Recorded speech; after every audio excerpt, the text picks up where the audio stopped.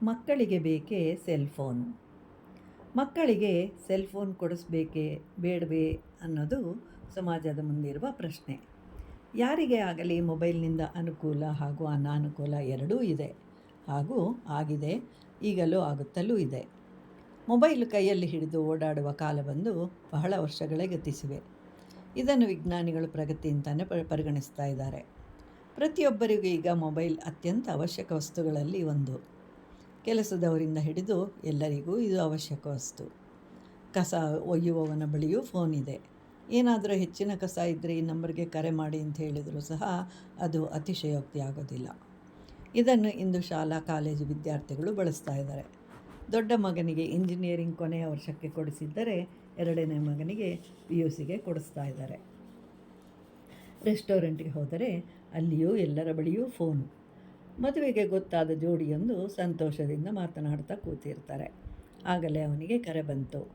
ಆತ ಅವನ ಹೆಂಡತಿಯಾಗುವವಳಿಗೆ ನಾನು ಬೇಗನೆ ಹೋಗಬೇಕು ಅಂತ ಹೇಳ್ತಾನೆ. ಆಗ ಆಕೆ ಕೇಳ್ತಾಳೆ, ಆರ್ಡರ್ ಮಾಡಿದ್ದು ಅಂತಂದಾಗ ಅದನ್ನು ಪ್ಯಾಕ್ ಮಾಡಿಸಿ ನೀನು ಮನೆಗೆ ತೆಗೆದುಕೊಂಡು ಹೋಗು ಅಂತ ಹೇಳ್ತಾನೆ.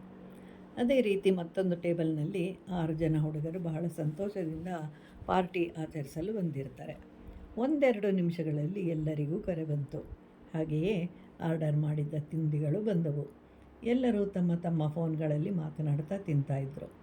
ಇದನ್ನೆಲ್ಲ ಗಮನಿಸಿದಾಗ ಇಂತಹ ಫೋನ್ ಮಕ್ಕಳು ಕೇಳಿದಾಗ ಕೊಡಿಸ್ಬೇಕೇ ಅಂತ ಅನಿಸುತ್ತೆ, ಬೇಡವೇ ಅಂತಾನೂ ಅನಿಸುತ್ತೆ. ಹಿರಿಯರಿಗೆ ಇದು ಯಕ್ಷ ಪ್ರಶ್ನೆಯಾಗಿದೆ. ಆದ್ದರಿಂದ ಮಕ್ಕಳಿಗೆ ಬೇಕು ಅಂತಂದಾಗ ಕೊಡಿಸಿ, ಅದೇನೂ ತಪ್ಪಲ್ಲ. ಆದರೆ ಅದರ ಬಗ್ಗೆ ಸರಿಯಾದ ಮಾಹಿತಿ ನೀಡಿ ಹಾಗೂ ಮನೆಯಲ್ಲಿರುವಾಗ ಯಾರಿಗೆ ಕರೆ ಬಂದರೂ ಯಾರು ಬೇಕಾದರೂ ಮಾತನಾಡುವಂತೆ ಅವರಿಗೆ ತಿಳುವಳಿಕೆ ನೀಡಿ.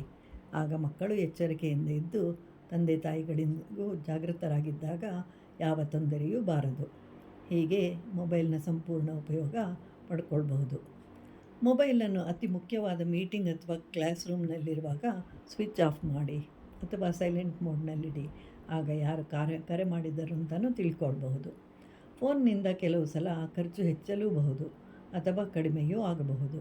ಯಾಕೆಂತಂದರೆ ಸ್ನೇಹಿತರ ಬಳಿ ಮಾತನಾಡುವಾಗ ಹೆಚ್ಚು ಬಿಲ್ ಬಂದರೂ ಮೆಸೇಜ್ ಕಳಿಸುವುದರ ಮೂಲಕ ಹಣದ ಉಳಿತಾಯ ಆಗುವುದು. ಇದರಲ್ಲಿ ಕೇವಲ ಫೋನ್ ಅಷ್ಟೇ ಅಲ್ಲದೆ ಮೆಮೊರಿ, SMS, ಕ್ಯಾಮರಾ, ಕ್ಯಾಲ್ಕುಲೇಟರ್, ಒಳ್ಳೆಯ ಹಾಡುಗಳು, ಬ್ಲೂಟೂತ್ ಹೀಗೆ ವಿಜ್ಞಾನ ಮುಂದುವರೆದಂತೆಲ್ಲ ಅದರಲ್ಲಿನ ಉಪಯೋಗಗಳು ಅನೇಕ. ದೂರದರ್ಶನ ಬಂದಾಗ ಮೊದಲಿಗೆ ಅದನ್ನು ಮೂರ್ಖ ಪೆಟ್ಟಿಗೆ ಎಂದು ಅದರ ಮೇಲೆ ಅನೇಕ ವಿಚಾರಗಳು ನಡೆದವು. ಶಾಲಾ ಕಾಲೇಜುಗಳಲ್ಲಿ ಸ್ಪರ್ಧೆಗಳನ್ನು ನಡೆಸಿದರು. ಅನಾನುಕೂಲಗಳೇ ಹೆಚ್ಚು ಅಂತಂದಾಗ ನಿಂದಿಸಿದರು. ಆದರೆ ಈಗ ಅದು ಒಂದು ಅಭ್ಯಾಸವೇ ಆಗಿ ಹೋಗಿದೆ. ಹೀಗೆ ಯಾವುದೇ ವಸ್ತು ಮಾರ್ಕೆಟಿಗೆ ಬಂದಾಗ ಅದರಿಂದ ಉಂಟಾಗುವ ಅನಾಹುತಗಳನ್ನೇ ಗಮನಿಸ್ತಾರೆ.